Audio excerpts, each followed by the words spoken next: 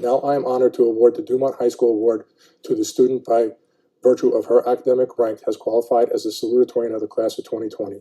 In the fall, she will be attending the Ernest Mario School of Pharmacy at Rutgers University. Please welcome Sarah Abraham.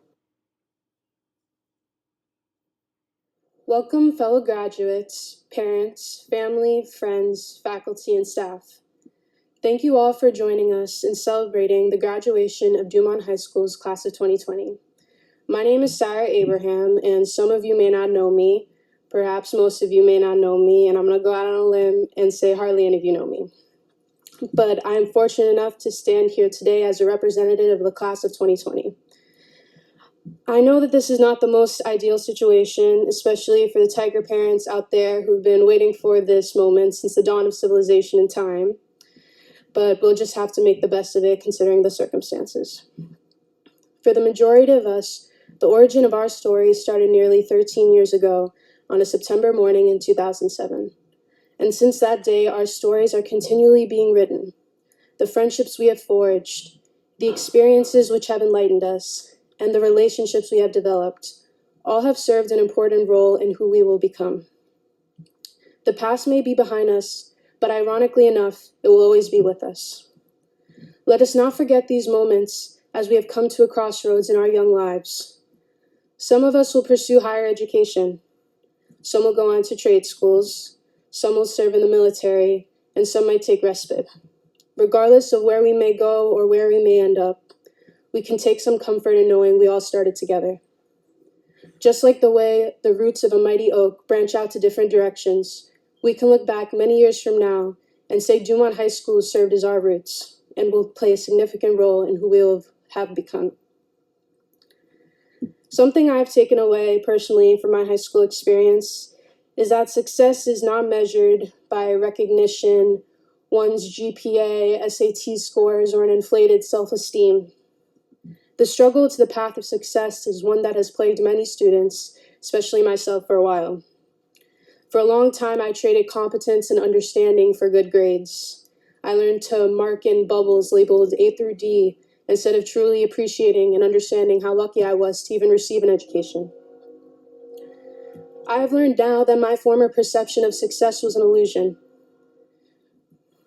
It was an impossible standard set by society where wealth and status determine one's self-worth. The true measure of success are the legacies that we will leave behind, the positive impact we will make wherever our endeavors take us.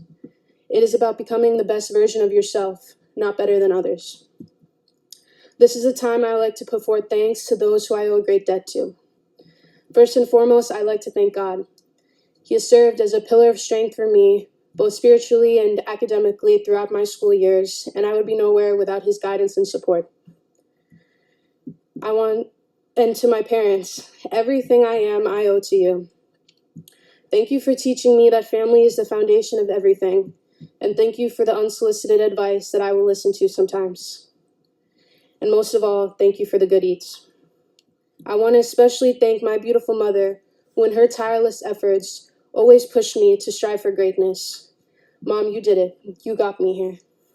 In the words of Oliver Wendell Holmes, youth fades, love drops, the leaves of friendships fall, a mother's secret hope outlives them all. Thank you, Mom, for being my biggest cheerleader and believing in me unconditionally, even when I did not. You are my rock, Mom, my Dwayne, my Johnson. I don't know if you got that reference, but I will explain it to you later. And to my dad, thank you for heating up breakfast burritos in the morning when I was running late for school. In all seriousness, though, which can be hard for us, thank you for being there. It may not seem like much, but it's the greatest gift a dad can give. There's this quote from our favorite TV show, Modern Family, that 90% of being a dad is just showing up. Sorry.